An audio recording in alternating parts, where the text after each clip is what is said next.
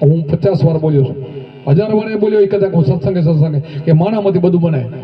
પેલો માણસનો જન્મ થાય, એમાંથી રાક્ષસો એનામાંથી બને, દેવ એમાંથી બને, ભગવાન એમાંથી બને, સંતો બધા એમાંથી બન્યા. પેલો માણસનો ફરમો. હવે એને માણસના ફરમામાં કોણ મળે? ગુરુ મળે તો બને. ગુરુ ન મળે તો બીજા લૂંટારા મળે તો આપણે લૂંટારા બની જાય, બીજો દારૂડિયો મળે તો આપણે દારૂડિયા બની જાય, ચોર મળી જાય તો ચોર બની જાય. જેવા કાર્ય ફેર ધોર્યો બને, હાન ન લે તો હાન તો લઈ જાય. રોજની સંગત છે ને, થઈ જાય. એટલે સંગતું આપણે કરી, સાધાની કરી.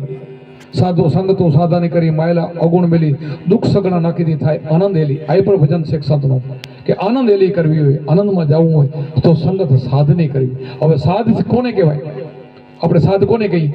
સાધ પોતાના સ્વરૂપને ઓળખી લીધું છે, બીજે ભટકે નહીં એને સાધ કહેવાય. બીજો સાધ નહીં, આ સાધુ કીધો છે. આજે જાગેલો છે, સમજેલો વર્ગ છે, એને સાધુ કીધો છે.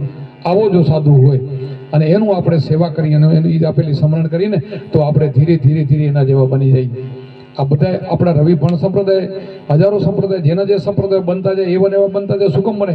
જે એમાં રહ્યા એ બની ગયા, નથી રહ્યા ઉજાડ્યા એ રહી ગયા. દરેક સંતમાં સારો સાધુ હોય, આપણને ખબર પડી જાય કે આ સાધુ સારો છે.